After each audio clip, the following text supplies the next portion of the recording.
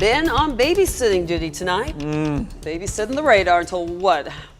What, about 2 a.m.? No, hopefully not that bad. long. That's what the models were kind of showing, but I'm hoping now that the city gets on up toward the north as we go through the next hour or so. I've been standing here for a long time. A couple more hours and you'll be done. Oh, thanks, Frank. Yeah. Here's a look over downtown where I was hoping we would line it up just right. A heavy rain is about to come through downtown, and I thought the camera would catch it, but it's a little slow in getting up here to match up with our live television program here. What do we have?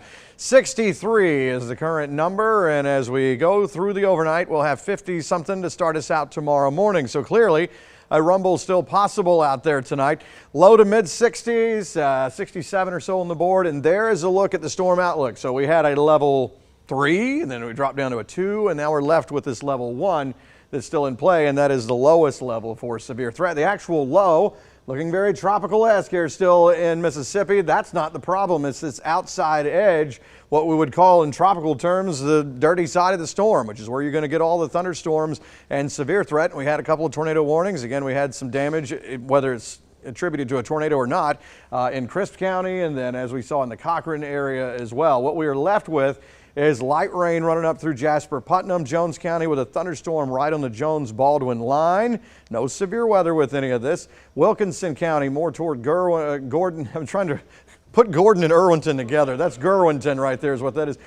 South Bibb running toward the north, heading toward downtown. As I mentioned, that one's going to skew the numbers for this day in history as it rolled over the airport and actually put some rain in the gauge there. So that's floating north. No severe weather, as I mentioned. I don't see anything rotating, and I don't see any hail or anything in any of that either. So hopefully this is the last bit that is riding toward the north, and again you can see it lines up inside that level 1. The high-res model shows this will continue to mosey on up toward the north. There still could be a little bit of redevelopment. We'll see if that happens, but it should just be kind of what we're seeing now. Maybe a little bit of rain, maybe a rumble in a couple of spots. So let's pick it up tomorrow morning. The low still churning off toward the north and west. Not a big rain chance tomorrow, but the possibility for a shower. And I'm not totally sold that we couldn't still see a thunderstorm or two with some of this. Maybe not. But I'm going to keep an eye on it as we go into the afternoon in our eastern counties as well once we get into the heat of the day. And then this will start to pull away. This will eventually clear out, making way for a great looking Friday night. So enjoy that. And then Saturday is looking fantastic. How about low 80s with sunshine for Saturday? That's fantastic. But as we get into Sunday, another front starts to come across. This one looks to be an early morning rainmaker. This is Sunday morning. And then as we head through the day, starting to peel away. We'll see if there's redevelopment in the afternoon. So far, this model is not showing that. So again, 50s for the overnight low. Tomorrow kind of depends on how we do with clouds and sun.